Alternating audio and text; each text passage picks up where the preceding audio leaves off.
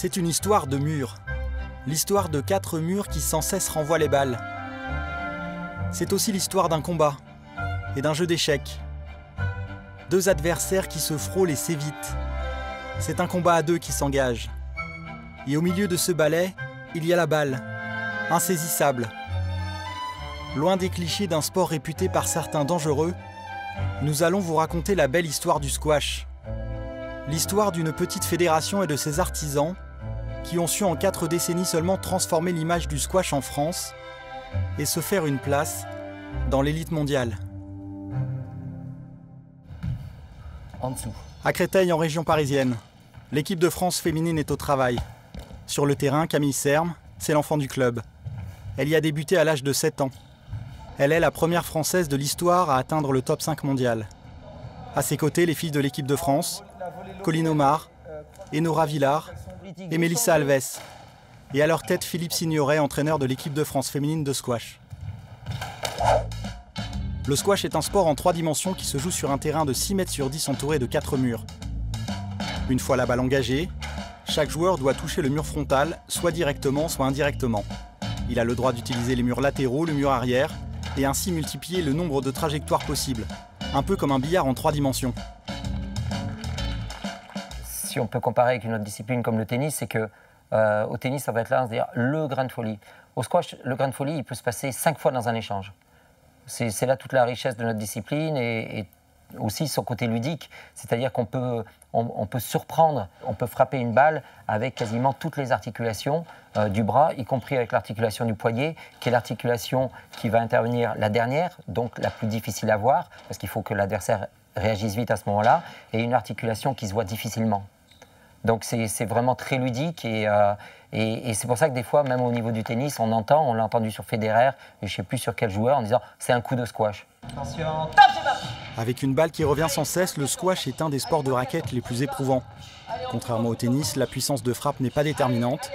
Vitesse de déplacement, intelligence de jeu sont tout aussi essentielles. Au programme du jour, séance de ghosting, travail de frappe sans balle. 14-31. C'est mieux que celle de tout à l'heure. Il faut essayer de faire moins de 14. Le but de travailler sans balle, notamment tout ce qui est déplacement, ça c'est vraiment pour faire avoir des automatismes, se déplacer correctement sur le terrain et voilà, travailler en même temps le physique. Mais c'est aussi un travail de cognitif, de distance par rapport à la balle. On s'oriente, voilà, on s'oriente bien. Et on s'oriente tôt pour vraiment faire croire à l'autre que tu vas faire un marteau. On peut d'une séance à l'autre voir la progression. Ça se fait avec un cardio, où on voit justement comment le joueur qui s'entraîne monte au niveau du cardio, comment il récupère. On commence par Mélissa. Aussi en 8, hein, si je lance... Ah, quand même, hein. Ça va être intéressant. Et puis regarde la récup. Tu récupes de moins en moins. Camille. Beaucoup plus dans le rouge. Camille, beaucoup plus dans le rouge. 47. C'est vraiment pour avoir des automatismes et ensuite, quand on est en match, avoir plus qu'à penser à, entre guillemets, à la tactique, quoi. Être libéré des autres, voilà, de l'aspect physique et se concentrer sur la tactique. Si le squash est un sport très complet et éminemment tactique aujourd'hui, il a pourtant des origines bien étranges. Selon la légende, tout aurait commencé dans un curieux endroit. On dit que le squash a été inventé dans les prisons historiquement, puisque une cour de prison, c'est un espace clos, carré, et avec une balle, eh bien, on s'est amusé à utiliser les murs, et c'est comme ça que le squash, paraît-il, est né. L'autre version qui est plus répandue comme officielle, c'est celle des élèves de l'école de Harrow qui attendaient leur tour pour jouer aux rackets. La raquette, c'est dans un terrain qui ressemble au squash, mais c'est plus grand, mais c'est plus petit qu'un terrain de paume. Mais ça joue plutôt en double. Alors les élèves de l'école de Harrow, lorsqu'ils attendaient leur tour pour jouer aux rackets, ils attendaient dans une petite courette à l'extérieur du terrain. Et pour patienter, ils s'amusaient à taper leurs balles sur les murs de la courette. Et donc, d'où est née l'invention du squash, si on veut. Après, toutes les règles ont été anglo-saxonnes. Et il y a eu, à cause de ça, un gros développement en Angleterre et dans toutes les colonies anglaises. Et l'histoire débute réellement en France dans les années 20. Bienvenue au 74 rue Lauriston à Paris dans le 16e. Le tout premier cours de squash français est créé ici, dans le très chic arrondissement de Paris au cœur de la Société du jeu de paume et de raquettes, propriétaire des lieux depuis 1908. Dans cet écrin du début du XXe siècle, se trouve l'un des secrets les mieux gardés de Paris. Ça, en fin de compte, il y a plus de 100 ans maintenant, aux Tuileries, où effectivement il y a ce qui existe encore aujourd'hui, le musée du jeu de paume. Alors à l'époque, la ville de Paris voulait faire le musée, ce qui existe encore aujourd'hui. Donc ils sont venus ici, Rollauriston, qui était encore la campagne à l'époque. Ils ont acheté leur morceau de terrain, donc une parcelle de la rue, et ils ont fait construire leur immeuble pour caser des terrains de paume. Les deux cours sont placés sous deux grandes verrières type Eiffel, et dont un des terrains a été transformé en 4 terrains de squash vers 1926. C'est la naissance du squash ici en France. Avec ses 300 membres aujourd'hui, le club du 74 rue Lauriston possède le plus vieux court de squash du pays et un des plus anciens d'Europe. Ici, c'est même joué en 1927 le tout premier tournoi de squash en France. Jusqu'aux années 30, au moins, ça joue qu'ici. C'est le seul club à Paris. Le deuxième club à Paris qui est arrivé plutôt dans les années 70. Donc effectivement, il n'y avait que du squash ici. Oui. Dans les années 70 en France, ça a pu prendre une autre dimension parce que des joueurs étrangers sont commencés à venir. Il s'agit de Shakan et aussi Sean Flynn qui est arrivé plutôt vers 77-78. Donc avec leur qualité déjà de joueurs de haut niveau, plus leur capacité de aussi enseigner le squash, ça a pris une autre dimension. Le squash français a longtemps été mis sous la coupe de la Fédération française de tennis. Il faut attendre 1980 avant qu'il soit enfin reconnu comme un sport à part entière. Dans les années 80, le squash s'est appuyé sur les structures privées pour se développer, puisque c'était les structures qui existaient. Il y avait assez peu de structures municipales. À l'époque, il y a eu un gros développement, notamment qui s'était appuyé sur le Guy Laroche, qui était en fait à l'époque le tournoi le plus doté au monde. Donc on était un sport de raquette qui était reconnu dans le monde entier. C'était l'engouement. Quand ces joueurs-là venaient en France, c'était vraiment la fête. Moi, je m'en souviens à l'époque, je prenais quasiment une semaine de vacances pour aller assister à tous les matchs. Donc, je ne pense pas que j'étais le seul fanat de l'époque, mais c'était vraiment la fête, oui. Les jeunes qui ont vu ça à l'époque, effectivement, oui, ça inspire. Ça inspire. Changement de décor. Le squash du XXIe siècle se joue dans les plus prestigieux endroits du monde. À Grand Central à New York, au pied des pyramides d'Égypte, dans un éco-parc en Colombie, à Shanghai sur les bords de la mer de Chine, et même dans une salle d'opéra au Théâtre Gralin à Nantes. Devenu un véritable show planétaire, résolument télégénique, les meilleurs mondiaux se livrent des combats acharnés dignes des plus grands combats de boxe. Plongeon, contre-pied, amorti, smash, la balle claque et fuse.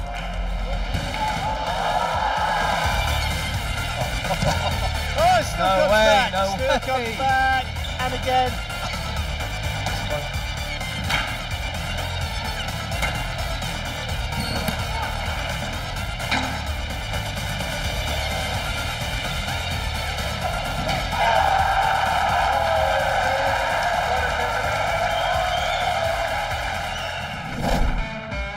Direction Aix-en-Provence où se prépare l'élite homme.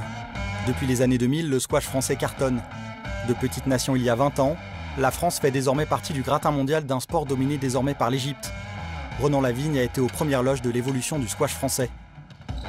Aussi tout un travail qui a été fait par la fédération et par le DTN de l'époque, Bertrand Bonnefoy. En 1996, il est arrivé et c'est vraiment lui qui a inculqué la dynamique de haut niveau et la culture du haut niveau chez nous. Et en 2001, on avait fini 5e au championnat du monde par équipe en Australie. Et là, on était bien sûr ravis, je ne vais pas dire comme des fous, mais presque.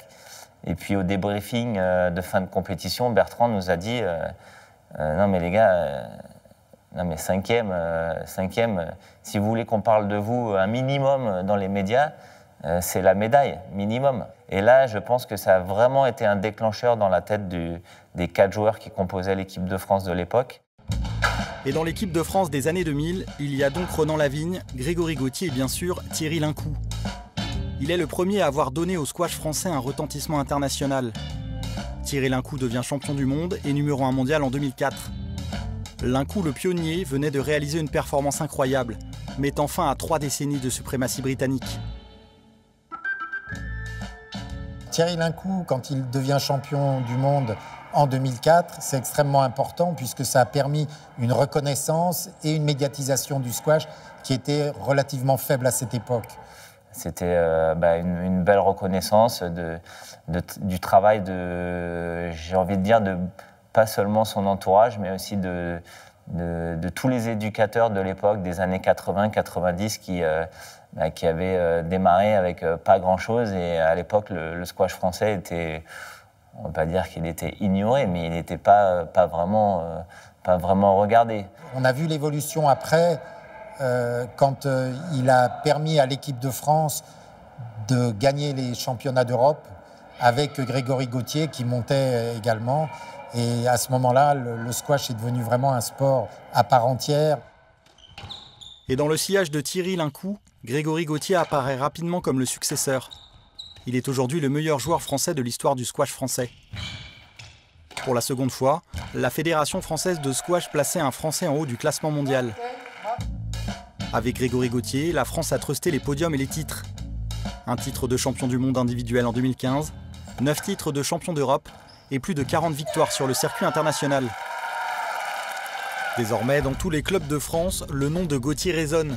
Jean-Michel Arcucci est propriétaire du M-Squash à Aix-en-Provence. Il a fait partie de cette génération, celle des années 80, celle qui a connu les premiers grands tournois internationaux en France. Champion de France en 1996, il a côtoyé Grégory Gaultier en école de squash. C'était un très très gros potentiel. La fédération a aidé à ce qu'un pôle s'installe sur Aix-en-Provence, justement pour qu'on ait une certaine proximité aussi avec lui, qui permette de le faire évoluer, de faire évoluer aussi en même temps d'autres sportifs dans le sillage de tout ce qui avait été fait auparavant. Et en équipe, la France est 2 fois vice-championne du monde en 2003 et en 2009. Elle a remporté 3 titres européens et 15 titres de vice-champion d'Europe.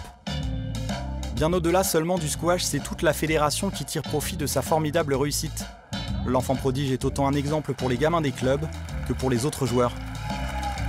Il y a un impact majeur sur le squash mondial et français qu'on prend tout le temps pour exemple, que Philippe il nous en parle souvent à l'entraînement, dans sa manière de jouer. On essaie beaucoup d'imiter, surtout sur les points techniques et la rigueur d'entraînement. Ouais. Quand on lui demande combien d'heures tu t'entraînes par jour, quand les journalistes lui demandent, il leur dit « je ne peux pas vous répondre à cette question ». Moi, mon entraînement, il commence quand j'ouvre les yeux le matin à 7h et il se termine quand je m'endors le soir à 22h. Oui, nous, ça nous inspire. On se dit qu'en tant que Français, tout est possible, quoi. Avec du travail, de la volonté et de la détermination. On aimerait tous arriver à ce niveau-là un jour, évidemment. À l'image d'Edwin Klein, champion de France junior 2018, c'est toute la jeunesse du squash français qui s'inspire du champion. Comme Victor Croin, vice-champion du monde junior en 2018, ou Toufik Mekalfi. Le jeune prodige, dans le top 10 mondial junior, partage ses journées à Aix-en-Provence entre son lycée et ses 20 heures d'entraînement par semaine. J'ai cours le matin et l'après-midi, j'ai mes entraînements. Du coup, c'est vraiment très bien parce que le Krebs arrive vraiment à faire de son maximum pour avoir de maximum d'heures d'entraînement par jour. C'est parfois très difficile de garder le rythme parce que on a de nombreux tournois, de nombreux entraînements. C'est vraiment une chance d'avoir des personnes autour de soi qui en font autant. Sur la balle qui est loin, derrière, là, tu ramènes avec l'épaule qui part et qui ramène tout ensemble. C'est déjà préorienté. Les forces de Toufik, c'est sa vitesse de bras, sa vitesse de jambes. Il se déplace très très vite. Il a un bras qui part très très vite. Et puis, dès le plus jeune âge, c'était un gamin qu'on voyait hyper combatif, quoi. Hyper combatif. Donc, et ça, j'ai envie de dire, c'est presque ce qu'il faut réussir à entretenir le plus. Tu vois, sur le niveau mental, c'est vraiment cette qualité d'hyper combativité. Ce pur produit de la formation française joue au squash depuis ses 4 ans. Un talent précoce, accompagné et chouchouté par la fédération. Dans sa toute jeune carrière, il a même déjà participé aux Jeux Olympiques. ceux de la jeunesse organisés à Buenos Aires en 2018. Pour la première fois, le squash était sport de démonstration. Et c'est tout naturellement Tawfiq Mekhalfi qui représentait la France. C'est magnifique d'avoir vécu cette expérience, sachant que j'étais le seul Français à représenter mon pays. Donc c'est une expérience inoubliable. Le moment qui m'a le plus marqué au JO, c'est la cérémonie d'ouverture et de fermeture. C'était vraiment magnifique d'être avec tous ces gens qui étaient là pour leur sport. Comme Tawfiq Mekhalfi, Camille Serme a elle aussi débuté très jeune. Elle avait 7 ans, c'était en 1996. À Créteil, chez ses parents, à 5 minutes du club, sa maman conserve précieusement dans un album tous les articles de presse consacrés à Camille. Et dans les années 90, la star c'était Jahangir Khan, 6 fois champion du monde. Là, on a une photo rigolote avec Jahangir Khan, donc une des légendes du squash, qui était venu à Créteil jouer avec nous. Donc c'est un beau souvenir. Donc là, nous sommes dans ma chambre, chez mes parents, là où j'ai grandi et là où il y a mes premiers trophées et médailles de mes championnats jeunes en squash. J'ai commencé par le tennis à l'âge de 4 ans, avec Colline Omar, donc mon amie, et c'est à l'âge de 7 ans où elle a voulu essayer le squash, donc je l'ai suivie. Quand on a commencé, on a tout de suite été pris en main par Philippe Signoret. Il commençait le mini squash. C'était nouveau dans la discipline, il existait le mini tennis, mais le mini squash pas encore.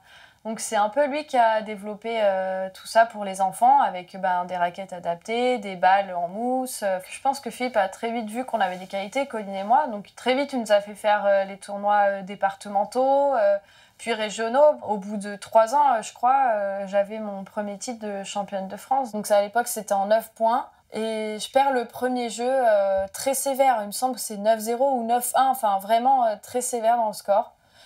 Et c'est rigolo parce qu'une petite de cet âge-là aurait pu jeter l'éponge ou se dire ça va être impossible. Et moi, non. Dans ma tête, je suis sortie du cours et je me suis dit bon, ça va pas être facile. Et ça m'a marqué parce qu'au final, après, j'ai vraiment écouté ce que Philippe m'a dit et ce match-là, j'ai fini par le gagner. Même moi, des fois, je me dis ah ouais, j'ai réussi à penser comme ça déjà à l'âge de 10 ans. Je suis étonnée moi-même. Philippe Signoret et Camille Serme, un duo gagnant depuis 23 ans. Un exemple dans le sport de haut niveau. Dans son bureau au Pôle France, entre les médailles et les dossiers de travail, son coach de toujours conserve lui aussi des trésors. Et ça date de 2000. Et à l'époque, je commençais déjà un petit peu à m'informer, moi, en tant que jeune entraîneur, un petit peu sur la préparation psychologique. Et il y avait en fait des questions de motivation que j'avais trouvées. Et, du coup, je les avais posées. Il y en a une qui est assez intéressante et qui personnalise bien Camille. Il y avait une question sur tout simplement qu'est-ce que je veux. Et elle m'avait dit je veux bien évidemment être championne de France, mais je veux gagner en jouant bien, en jouant à mon niveau, même peut-être mieux.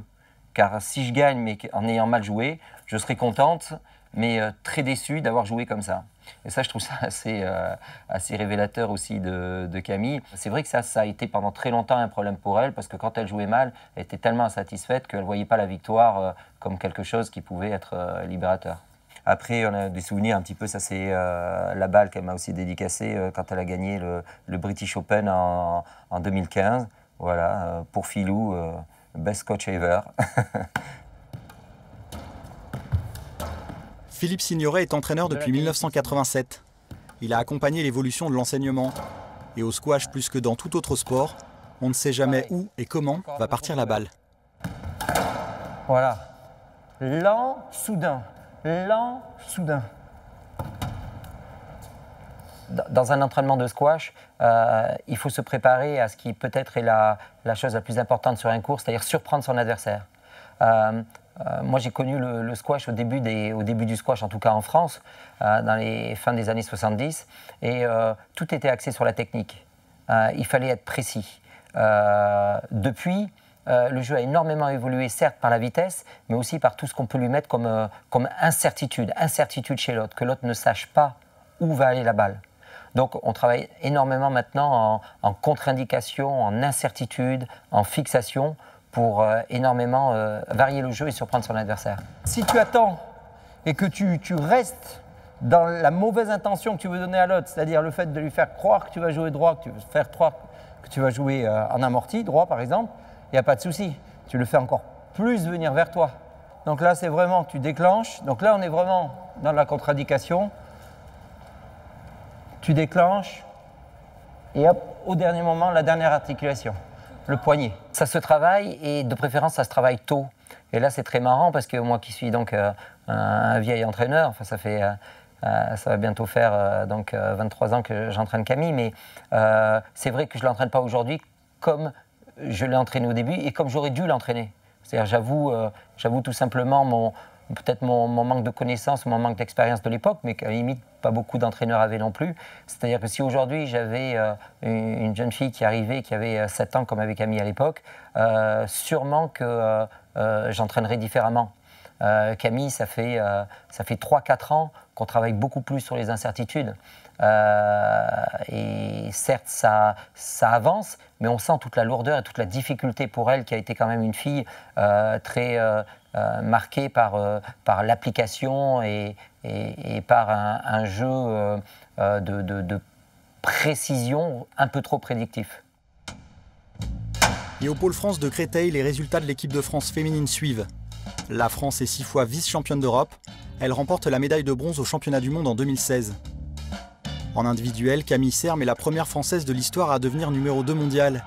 Elle a remporté 6 titres de championne d'Europe et 9 titres de championne de France. Des résultats positifs pour la Fédération française de squash, un sport pratiqué par plus de 200 000 personnes en France. On compte 22 000 licenciés, 230 clubs et près de 803 cours de squash. Les clubs accueillent les enfants dès l'âge de 3 ans, bien loin du cliché de sport dangereux. Alors déjà, c'est des balles en mousse, un peu plus grosses, d'accord, pour que le rebond soit plus important, pour que l'enfant ait le temps aussi de taper la balle. On fait du jonglage, comme dans tous les sports de raquettes, pour voir s'il est bien coordonné. Du matériel élaboré, donc des cerceaux, des plots, voilà, on passe au-dessus, on fait des parcours de motricité. Parcours aussi d'équilibre, parce qu'au squash, contrairement au tennis, on est souvent posé au sol avant de frapper. Ils vont apprendre ça très très tôt. Du coup, pour eux, après, ça sera plus facile. À l'âge de 7 ans, on commence un peu à passer un peu au niveau match, point, leur apprendre vraiment les rudiments du squash. On peut commencer le squash à partir de 4 ans et on peut jouer jusqu'à 80 ans, voire plus. Terminons enfin par casser le plus vieux cliché. Oui, le squash peut être considéré comme une discipline des sports santé. Depuis 2017, des médecins peuvent même prescrire du sport sur ordonnance. Mais il y a 15 ans, faire du sport pour un malade, c'était presque une hérésie. Atteinte d'une grave maladie, Valérie, 57 ans, joue au squash comme n'importe qui. Licenciée au club d'Aix-en-Provence, elle a commencé le squash un peu par obligation. Le squash, ça a débuté en 2005, en même temps que la mise en place d'un traitement chimio pour une polyarthrite rhumatoïde inflammatoire, donc qui me condamnait, entre guillemets, à être très limitée physiquement. Donc je ne bougeais plus, et c'est mon mari qui, fatigué de me voir passer mon temps sur le canapé, a décidé de m'amener au squash. Première fois, j'ai halluciné. Je me suis demandé où j'étais et pourquoi il me faisait ça. Pourquoi il m'emmenait dans un endroit où j'entendais beaucoup de bruit, où ça allait très vite, c'était très dynamique. Et vu l'odeur de la sueur, manifestement, j'allais souffrir. Et le moins que l'on puisse dire, c'est que son médecin n'était pas vraiment d'accord. Bien évidemment, avec la pathologie que j'ai, je suis suivie régulièrement par ce qu'on appelle un rhumato. Donc je vais chez lui, je sors du squash. Et comme d'habitude, il m'examine, donc je suis sur sa table, il me lève la jambe, il me lève le bras et tout. Il me dit, mais enfin, ça va drôlement bien aujourd'hui. Ben, je dis, ben oui, je sors du squash. Il me fait, ah non, non, non, mais il faut arrêter tout de suite là. Il me dit, mais vous rigolez ou quoi, avec les articulations que vous avez, arrêtez le squash. J'ai dit, mais enfin, vous trouvez que je vais bien? Sur ce, je sors mes radios. Donc mes radios, il les connaît depuis longtemps, puisque j'en ai régulièrement des clichés. Il me gronde. Il me dit, mais enfin, je vous ai demandé de vous m'apporter vos radios. Ben, j'y sont les miennes. Il me dit, non, impossible. Regardez la radio de début, vos articulations, votre main, là, vous voyez bien, vous avez vu vos articulations? Oui, je vois. Il me dit, bah, regardez, vous voyez bien que ce n'est pas la même main. Ben, j'y si, c'est la mienne. Il est obligé de regarder la radio. Et là, silence. Au bout de quelques semaines, les bienfaits physiques sont indéniables. Et au-delà, Valérie y avait trouvé comme un mantra. J'ai appris à me déplacer. Puis des petites phrases assassines, comme disait mon coach, en me disant « Si tu es prête, que tu pars au bon moment, tu arrives au bon endroit. » Leçon de vie. J'ai découvert que j'avais refabriqué certaines de mes articulations. Alors pas toutes, mais effectivement le travail régulier, le sport, l'oxygénation, éliminer les toxines, parce que le squash a au moins 7 particuliers en 10 minutes, moi je suis trempée. Donc les toxines, je les élimine, bien évidemment. Quand je me suis rendu compte que, 1, j'allais mieux, que 2, même les radios le montraient, mais j'avais trouvé le Graal. Enfin, je veux dire, c'était magique. Entre modernisme et tradition, le squash français est résolument tourné vers l'avenir. Et si vous voulez vous aussi entrer dans la danse, attention, cette petite balle risque de vous mener par le bout de la raquette.